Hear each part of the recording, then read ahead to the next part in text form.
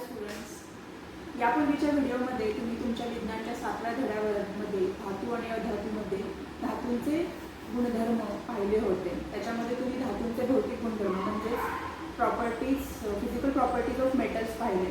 त्याच्यासाठी पण तुम्ही एक DIY किटची ॲक्टिव्हिटी पाहिली। आज आपण केमिकल प्रॉपर्टीज ऑफ मेटल्स म्हणजेच धातूंचे रासायनिक गुणधर्म काय आहेत आणि त्याच्यावरती कुठली ॲक्टिव्हिटी करणार आहोत ते मी तुम्हाला सांगणार आहे। त्याआधी तुम्ही मला सांगा की तुम्ही लोखंडाला, धातूच्या वस्तूंना गंज लागलेला कधी पाहिला आहे का? नक्कीच पाहिला असेल। पावसाच्या दिवसांनंतर शक्यतो तुम्ही गंज लागलेल्या वस्तू जास्त प्रमाणात पाहता। तर असे का होते, त्याच्या पाठीमागे काय विज्ञान आहे, कोणती रासायनिक प्रक्रिया घडते हे आपण आज पाहणार आहोत। तुमचे जे रासायनिक गुणधर्म आहेत म्हणजेच केमिकल प्रॉपर्टीज, त्याच्यापैकी एक केमिकल प्रॉपर्टी आहे की धातूची ऑक्सिजन बरोबर होणारी अभिक्रिया। तर ती कशी होते? जर कोणताही धातू हा ऑक्सिजन आणि पाण्याच्या जर संपर्कामध्ये आला तर त्याचे धातूचे ऑक्साईड तयार होते। धातूचे ऑक्साईड म्हणजेच काय, तर त्या धातूला गंज लागतो। तर हे असे का होते? तर एखादा लोखंडी वस्तू जर पाणी म्हणजे जो ओलावा आणि ऑक्सिजन म्हणजे मोकळ्या हवेमध्ये असेल की ज्याच्यामध्ये ओलावा पण असेल आजूबाजूला, तर त्या धातूला गंज लागतो। तर ते आपण आज करणार आहोत। त्यासाठी मी एक DIY किट घेतलेला आहे। त्याच्यासाठी काय काय साहित्य लागते बघा। या ग्लासमध्ये मी घेतलेलं आहे पाणी। या ग्लासमध्ये मी या ग्लासमध्ये घेत आहे व्हिनेगर, अर्धा ग्लास। त्याच्यानंतर माझ्याकडे इथे आहे हे लोखंडाच्या तारांचे गोळे आहेत, नंतर 2 प्लेट आहेत आणि एक चमचा आहे। तर इथे मी W लिहिलेलं आहे म्हणजे हे पाणी आहे आणि इथे मी लिहिलेलं आहे V म्हणजे काय, तर याच्यामध्ये मी व्हिनेगर घातलेला आहे। तर आता मी हे एक एक गोळा या पाण्यामध्ये टाकते आणि हा एक गोळा आहे तो मी व्हिनेगरमध्ये टाकते आणि हा पूर्णपणे पाण्यामध्ये बुडवायचा आहे। आणि मी चमच्याच्या उलट्या बाजूने मी हा व्हिनेगरमधला गोळा देखील पूर्णपणे पाण्यामध्ये बुडेल अशा पद्धतीने त्याला वरून दाबत आहे। आपण आता अजून थोडा वेळ वाट बघणार आहोत की ही संपूर्ण प्रक्रिया होण्यासाठी 2 मिनिटं आपण वाट बघणार आहोत।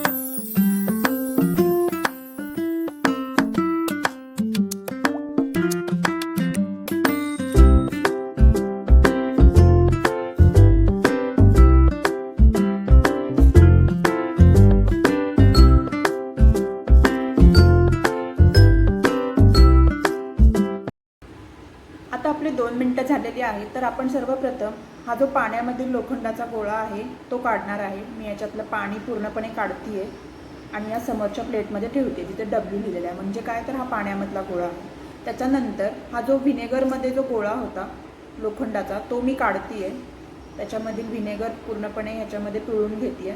नंतर हा गोळा मी या पाण्यामध्ये टाकते। पाण्यामध्ये टाकल्यानंतर परत हाच गोळा मी वरती घेते, याच्यामधील संपूर्ण पाणी काढते आणि या प्लेटमध्ये ठेवते। तर आपल्याला या दोन्ही गोळ्यांचे निरीक्षण करायचे आहे। तर हा गोळा मी एकदा आता पेपरवरती ठेवते आणि हा गोळा मी आता पेपरवरती ठेवते। आपल्याला आता काय करायचं आहे, तर हा जो गोळा आहे हा असा ह्याच्यावरती घासून बघायचा आहे पेपरवरती आणि हा पण गोळा आपल्याला पेपरवरती घासून बघायचा आहे।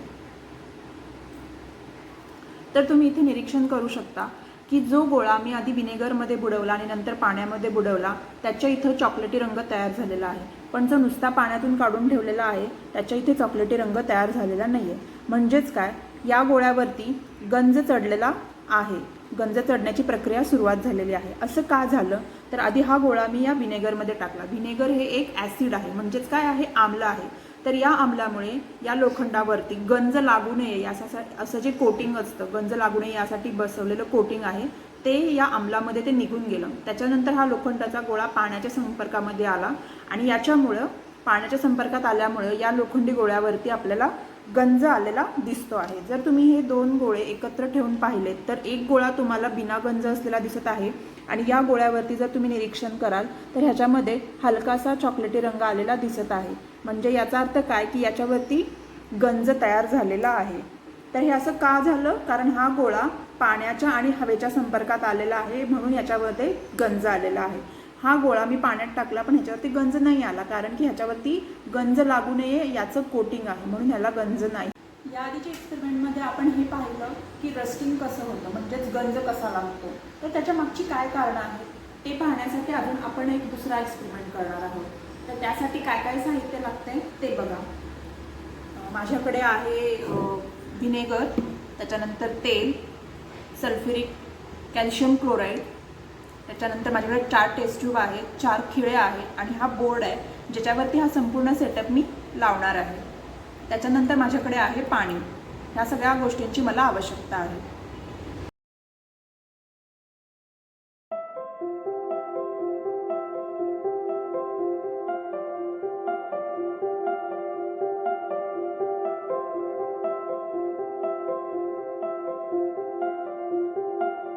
आपला सेटअप जोडून रेडी झालेला आहे. इथे मी 4 टेस्ट ट्यूब लावलेले आहेत ज्याच्यामध्ये मी खिळे टाकत आहे, लोखंडी खिळे, की ज्याच्यावरती गंज कसा लागतो, कुठल्या माध्यमांच्या संपर्कात आल्यामुळे त्याला गंज लागतो याचं आपल्याला परीक्षण करायचं आहे. 4 ह्याच्यामध्ये मी खिळे टाकलेले आहेत. पहिल्या टेस्ट ट्यूबमध्ये मी पाणी टाकते. तो खिळा बुडेल इथपर्यंत मी त्याच्यामध्ये पाणी टाकलेलं आहे.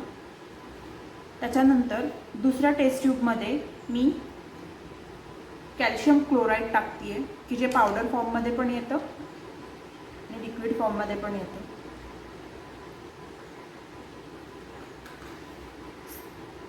कॅल्शियम क्लोराईड टाकलेला आहे. त्याच्यानंतर तिसऱ्या टेस्ट ट्यूबमध्ये मी तेल टाकते, जे आपल्या घरामध्ये तेल असतं, खाद्यतेल, ते मी टाकते तो खिळा पूर्ण बुडेपर्यंत. त्याच्यानंतर हेच तेल मी, जी आपली पहिली टेस्ट ट्यूब होती ज्याच्यामध्ये आपण पाणी टाकले, त्याच्यावरती देखील टाकते थोडंसं.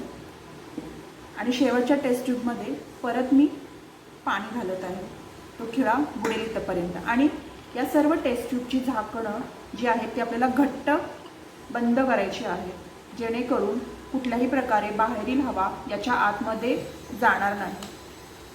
तर मी पुन्हा एकदा सांगते तुम्हाला की मी काय काय टाकलेलं आहे प्रत्येक टेस्ट ट्यूबमध्ये. पहिल्या टेस्ट ट्यूबमध्ये आपण टाकलेलं आहे पाणी आणि त्याच्यावरती आहे थोडा तेलाचा थर. दुसऱ्या टेस्ट ट्यूबमध्ये आहे कॅल्शियम क्लोराईड. चौथ्या टेस्ट ट्यूबमध्ये आहे तेल म्हणजेच ऑइल. आणि परत शेवटच्या टेस्ट ट्यूबमध्ये आहे पाणी. अशा पद्धतीने आपला हा सेटअप तयार झालेला आहे एक्सपेरिमेंटसाठी. तर आपल्याला आता हे 12 तास ठेवायचं आहे, 12 ते 24 तास ठेवायचं आहे. आणि त्याच्यानंतर या लोखंडी खिळ्याचं आपल्याला निरीक्षण करायचं आहे आणि बघायचं आहे की कुठल्या सोल्युशनमधला, कुठल्या द्रावणामधल्या लोखंडी खिळ्यावरती गंज तयार झालेला आहे. तर 12 तासानंतर आपण जर या सेटअपचे ऑब्झर्वेशन केले तर आपल्याला काय दिसेल, तर पहिले टेस्ट ट्यूबमध्ये, जिथं मी 1 नंबर दिलेला आहे, पहिल्या टेस्ट ट्यूबमध्ये आपण टाकलं होतं पाणी आणि त्याच्यावरती होता तेलाचा थर. म्हणजे इथला जो खिळा आहे या खिळाच्या संपर्कामध्ये पाणी आलेलं आहे पण हवा नाही आलेली, म्हणजे ऑक्सिजनचा संपर्क नाही झालेला, कारण वरती आपण तेल टाकलेलं आहे. म्हणून इथं मी काय लिहिलेलं आहे, ऑक्सिजन होता का पहिल्या टेस्ट ट्यूबमध्ये, तर नाही, म्हणजे हवा नाही आहे.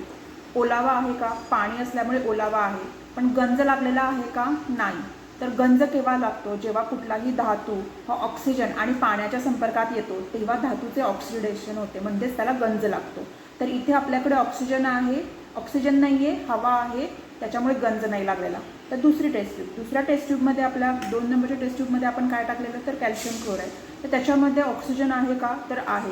मॉइश्चर म्हणजे पाणी आहे का, तर नाही आहे. पण हे जे कॅल्शियम क्लोराईड आहे हे अतिशय गंज लागण्यासाठी धातूला हानिकारक आहे, कारण की कॅल्शियम क्लोराईडच्या संपर्कात आल्यानंतर जरी त्याच्यामध्ये ओलावा नसेल तरी पण ती वस्तू गंज पकडते, कारण की ते हवेमधील ऑक्सिजन शोषून घेते आणि त्याच्यामुळे ओलावा निर्माण होतो. म्हणून कॅल्शियम क्लोराईडच्या संपर्कात कुठलाही धातू आला तर त्याला गंज लागतो.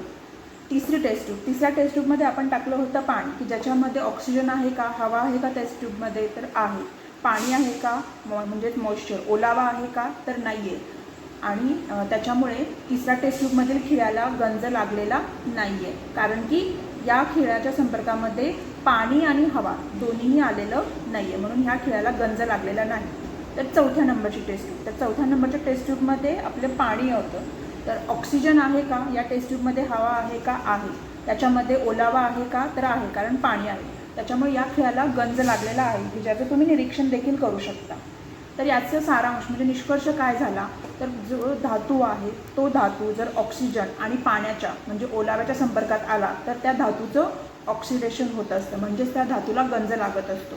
जर आपल्याला कुठल्याही धातूला गंज लागू नये असं त्याच्यासाठी उपाययोजना करायची असते तर आपल्याला काय करावं लागेल, तर धातूच्या ज्या वस्तू आहेत, लोखंडाच्या ज्या वस्तू आहेत त्याच्यावरती तुम्ही ऑइलिंग करू शकता, एक विशिष्ट प्रकारचं ऑइल लावू शकता, त्याच्यानंतर त्याला कोटिंग करू शकता वेगवेगळ्या ऑइल पेंटनी, रंगाने. तर याच्यामुळे आपण त्या धातूला हवेशी येणारा त्याचा जो डायरेक्ट संपर्क आहे, त्याचा जो थेट संपर्क होतो तो आपण टाळू शकतो. त्याच्यामुळे त्या वस्तूला गंज पकडणार नाही.